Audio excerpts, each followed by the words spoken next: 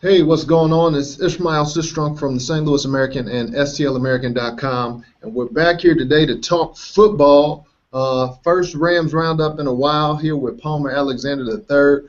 Palmer, we're in the offseason. Lately, we've been talking all NBA. You know, most of my columns been NBA. We done had LeBron. We done had free agency, Carmelo. The Rams haven't gotten much love here lately. But we're right here in the midst of the offseason, the preseason training camp. Right around the corner is going to be coming up on us very soon, in no time. So what's going on with the St. Louis Rams? I know you've been out there to some of the mini camps and rookie camps. So tell us what's going on with the St. Louis Rams, man. I think there's a lot of organic excitement building up for that team.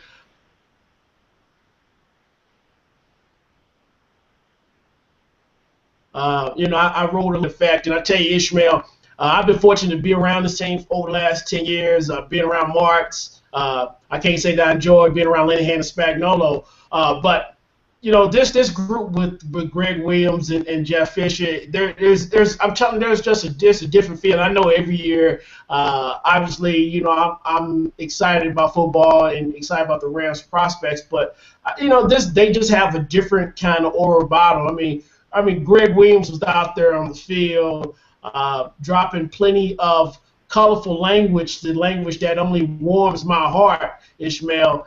And, just getting guys fired up. They're just a different level of intensity, and they're just battles.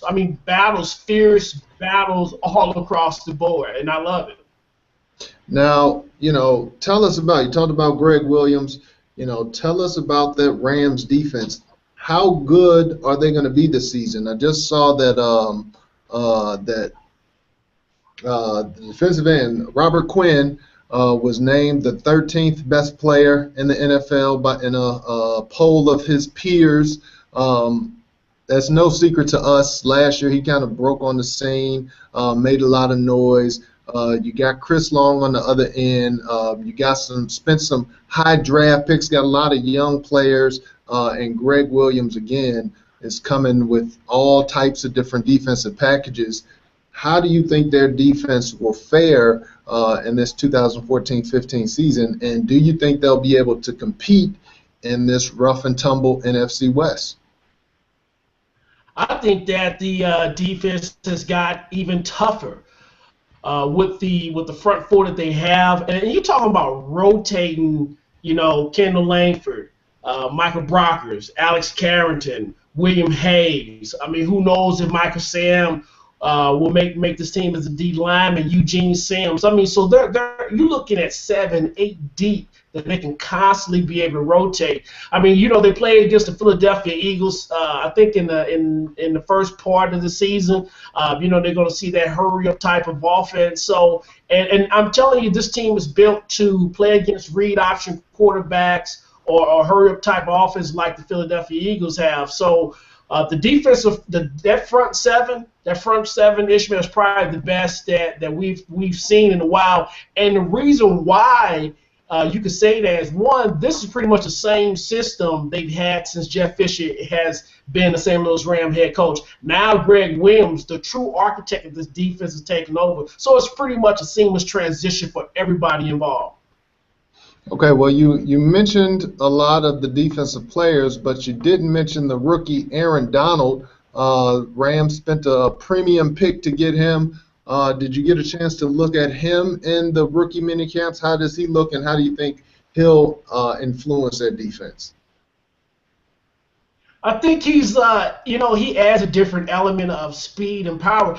I'm telling you, I think he has a chance to be that DeMarco Farr type of player. Remember, DeMarco was very, very disruptive, in that championship season 15 years ago, constantly getting off that line of scrimmage. And I see him as that type of ball player, but even stronger. He has a nice build to him, and he has enough speed to be disruptive up the middle. So I like what I see in him. It's going to be interesting watching those battles with him against either Scott Wills or even Tim Barnes at center. But nevertheless, I think we have guys like Donald, and then you throw in Michael Brockers, who came on real strong towards the tail end of last season. And then you throw him in the mix, and then the opposition doesn't really have an idea of what way you're coming. Now, what about the defensive backfield? If there is a question, the linebacker core seems pretty solid as well. If there's any question, it's the defensive backfield. Cortland Finnegan, veteran, is gone. He really didn't play all that well last season, had some injuries, but was pretty ineffective. But there's going to be a young defensive backfield there. Do you think that Tremaine Johnson, and Janoris Jenkins, and these other young guys on the squad will be able to handle it, or will they be a weak link for the Rams D? The secondary is young, and they have taken their lumps. But I got into a discussion with somebody about a month ago, and it was pretty much like this. Why do I like Rodney McLeod so much? He's worse than Craig Dow. But I'm gonna tell you something. Rodney McLeod had more interceptions than Janoris Jenkins, okay, Brandon McGee, Matt Giordano, and Darian Stewart combined.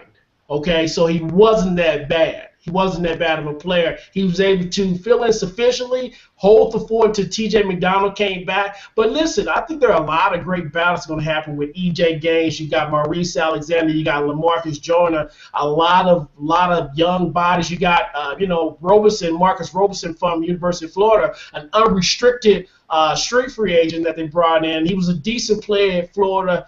They got Darren Woodard from UTEP. A lot of people forgot about Greg Reed from Florida State. So they have a lot of young guys.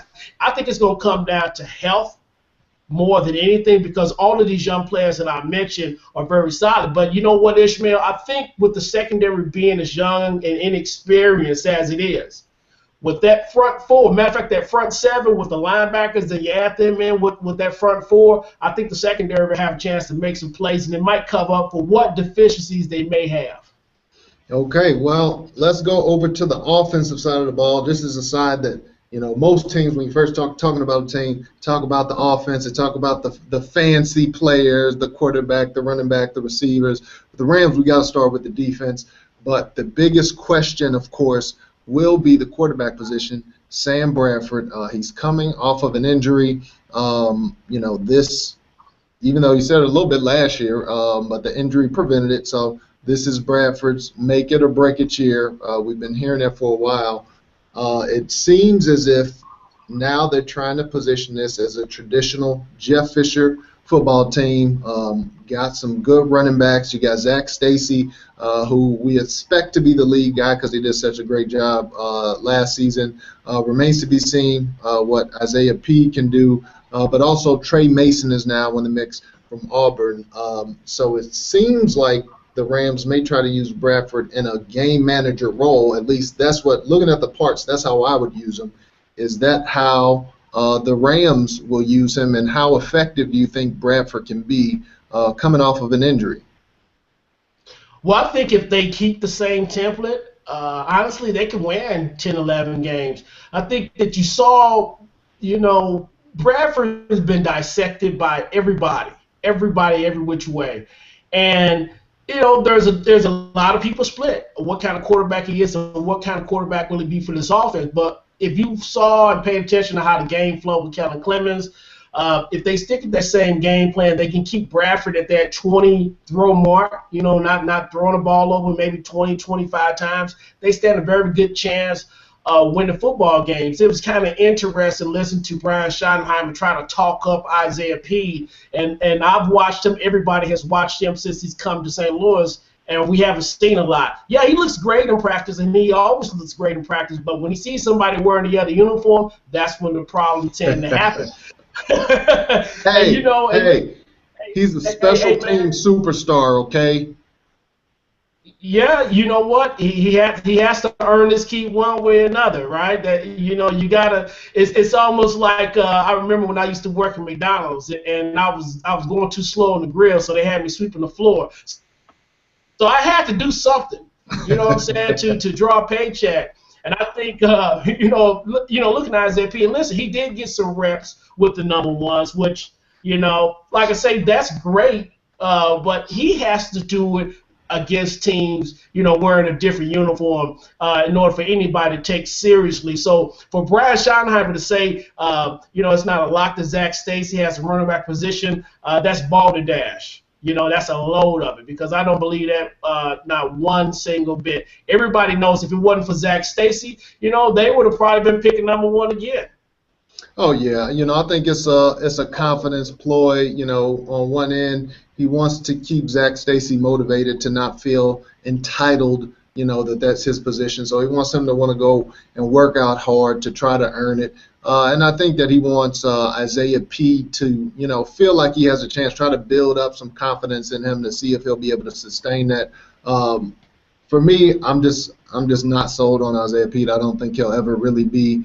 He'll play up to his draft position, and that's fine. You see a lot of times Zach Stacy is, playing well over his draft position, at least last season. So sometimes you're going to get that. My thing that I'm interested to see, Trey Mason. He wreaked a lot of havoc against my Tigers in college in the SEC for the Auburn Tigers. So I'm interested to see, how he pans out, if he's able to bring that same type of, strong, big body, run over guys, hit the hole type of running game to the Rams, because obviously that complements what Zach Stacy does very well. And if you can get Zach Stacy, out to give him, if you can get Trey Mason 10, 11 carries a game to take that load off of Stacy, and he's coming with that same bruising style, I think that plays right in the hand, again, of Jeff Fisher football, and it takes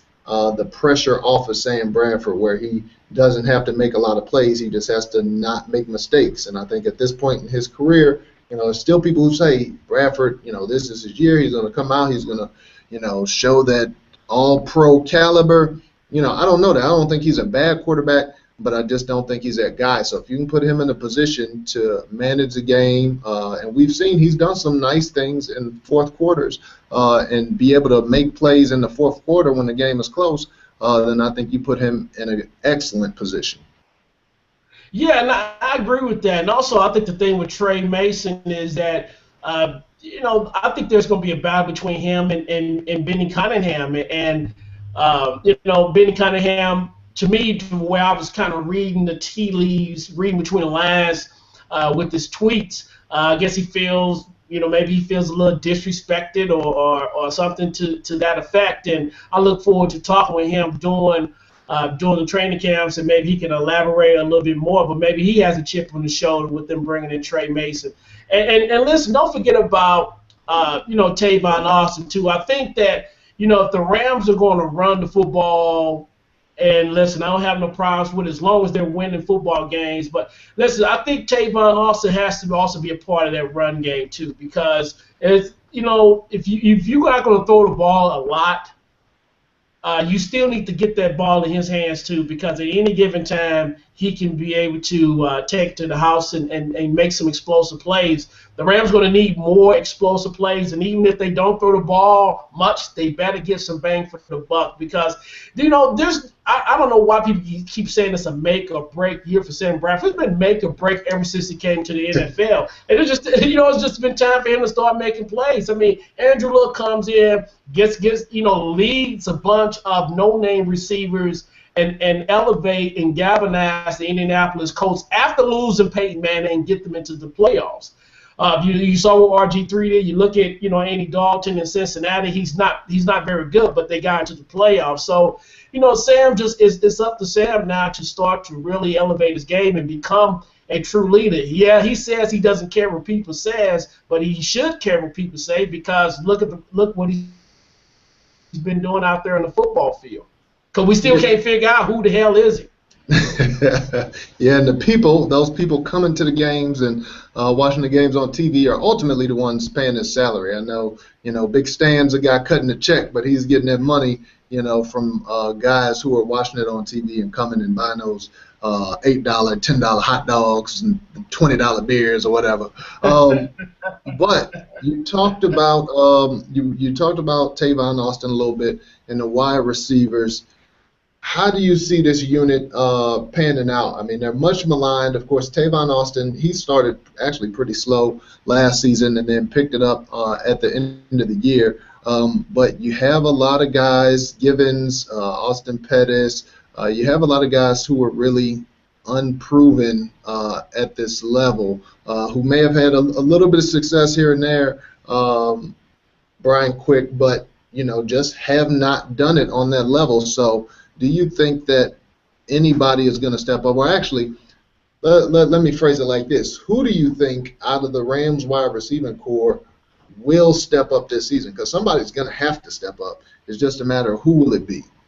Yeah, Chris Givens talking a great game, and I'm not disputing nothing that he's saying. He has a lot of talent. We're going to find out when the games really count. I think the X factor is Kenny Britt, and I was lukewarm on the signing and everything, but going out there watching him in practice or whatnot, he's a big physical receiver. He's not scared to go over the middle, and he's the type of guy that Sam Bradford needs to be locking into, especially on third down, your third and threes and your third and four, where you need somebody big and strong to be able to go in the middle and catch the football and move the chains forward.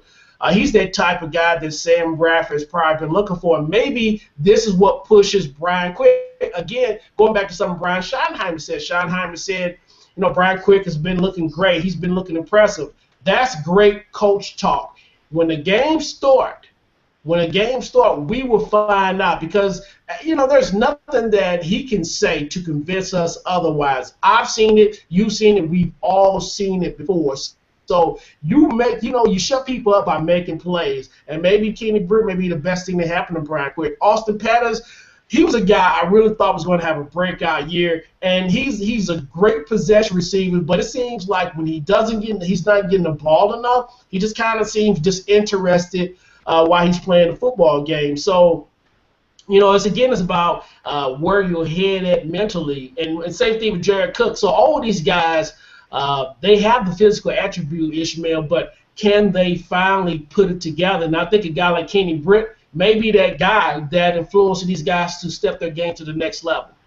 Yeah, I'm hoping that Quick will be able to put it together. I mean, when you look at him, he's a guy came from a small school, so he may have been a guy that, you figure he's going to need a couple of years of grooming to get ready for the pace. He has the physical tools, but he has to get, just up to speed, has to get his mind ready for the NFL offenses. So he's a guy that you may expect that, okay, it's going to take a couple years to groom him. So if anybody is poised to break out, I hope it's him. He didn't really show it last season, but I think just with the timing, as far as how long now he's been able to learn. Again, he's big and strong, has good hands. He seems like a guy that is made for, playmaking. He should be a playmaker, so hopefully he'll be able to do that. Hopefully, Givens will be able to return more to his rookie form instead of how we looked last season. And then Stedman Bailey, he'll when he comes back, hopefully we'll see that he continues to progress because he was a guy that started to get a lot more looks towards the end of the season. So we'll see. But again, the wide receiver, that's the big question mark. That is, the biggest weakness on the team. So a lot of guys, I saw the Rams where someone did a power ranking. It might have been ESPN. They picked the Rams as 20th. When I talk to people, there's a big discrepancy in the Rams because their defense is so good, that you have to look at them as a potential breakout team. They always talk about, every year there's a team that goes from worst to first. Who's it going to be this year? And it's hard to try to say the Rams because of the division they play in. You got Seattle, who won the Super Bowl, San Francisco, their Super Bowl contender. Arizona, I think they just missed the playoffs by one game, but they could have been in the playoffs. So there's room for three teams in the NFC West to make the playoffs. Will the Rams come up and snatch that third position away from the Arizona Cardinals? That remains to be seen. But what else do you want to share with the people about the Rams or about this upcoming season? Well, before I do that, and I just got done looking at the schedule, and they got the early bye week, and two of the first three games are at home. You know, you got Minnesota, I believe Minnesota, they go on the road to Tampa, and then they come back home and play Dallas. Listen, there's no reason why they cannot start 3-0. They're going to the bye week 3-0. They're going to have that schedule is going to get really funky after the bye week. So if they can go into the bye week 3-0, it is very possible. It's very possible. But going back, retracing my steps, when you're talking about this defense, Jeff Fisher said at the celebrity softball game, if Brian Schottenheimer offense gives us 22 points a game, we're going to make the playoffs. Well, last season they averaged 21.8 a game. You know, so they're going to have to. So I guess that means the defense is going to have to be somewhere in the top 5 in order for them to make the playoffs. I mean, last year it was only 13th in the NFL in points given up a game. So that therein lies. That's where the issue is going to be, Ishmael. If the Rams stay at 21-8 a game or even at 22 points, that offense needs to be at least in the top 7 in points allowed in order for them to make the playoffs. Remember, the Cardinals went 10-6 last season. I mean, and the way things going, 10 wins is not even a lock anymore to make the playoffs. So it's very important that the Rams get off to a fast start. The schedule is in their favor, starting off before they go into the bye week, and they need to get as many wins as possible. Yeah, they're going to have to. I mean, for the mentality of this team, you know, when you have been subpar or mediocre, you know, when mediocre has been your ceiling for the last several seasons, then you really need to get off to a good start to build that confidence up. If they start off bad, if they start off 0-3 or 1-2 or 1-3 or whatever, then you can see guys starting to lose confidence early. So they need to be one of those teams that gets off to a fast start, gets some confidence early, and then maybe that'll carry on, and you'll see guys develop earlier. So absolutely right there with you. Well, give us your last thoughts. We're not in season right now, so we're not going to go real long, but give us your last thoughts, Palmer, on what to look for the Rams in this offseason leading up to the preseason and the regular season. Well, I'm looking directly at the defense, because the defense, the way it's constructed, Greg Williams is the biggest free agent signing, I think, in the entire offseason for the Rams, and I think that trumps pretty much everything except for the draft. So all eyes will be on the defense, because the defense is what's going to get them to the playoffs. And the other eye, because you got two eyes, you got to have the other eye on that offense. The offense is the only thing that concerns me, Ishmael, for the meantime. Special teams, the defense, I think they're there. The other third phase is the offense, and we're going to find out very, very soon. All right, well, there you heard it from the man with the plan who's been down there with the Rams. Got a lot of good interviews, so we appreciate it. Palmer, if people want to reach out to you on social media, tell them where they can find you. They can find me at The Legend Kill. That is just one L, and you can always find me in the St. Louis American. We got all of our stories, the archive. We got a lot of great stuff. No, the award-winning St. Louis American. I have to correct myself, Ishmael. Yeah, they keep rolling in. We're appreciative to everybody who picks up the paper, who goes to the website, for those awards, because, the awards, they belong to the people, man. We couldn't do it without our supporters. So, definitely can't take the credit. There's actually a first place plaque right over here. If my arm was a little longer, I'd grab it and floss with it, but it's a little bit out of range, and we don't need that. We'll play it smooth. We'll play it just smooth, like low key, like, it's a three-peat. Miami couldn't three-peat. The St. Louis American did. It is what it is, but all right. Appreciate you, Palmer, and anybody watching out there. We appreciate it. Like Palmer said, visit us at stlamerican.com. You can check out our hangouts or interviews right here on YouTube. And as always, you can check me out in the clutch on Twitter. Tag is below, but mainly just hit me up at stlamerican.com. Every week, this week, talk some NBA, talked about LeBron, going back to Cleveland and the domino effect that had. Got a boxing article talking about the Canelo versus Lara fight, little controversy, people saying, oh, Lara should have won, Canelo should have won. So check out now. I'll just give you a little hint. Lara ran the whole entire fight. and you can't win a fight just moving side to side. He was doing a Cupid shuffle or something. He really wasn't fighting. So I have no problem with the decision that went to Canelo. But that's another sport. Won't go into that. But thanks again for watching Rams Roundup with Palmer Alexander, and we'll see you next time. All right, thanks.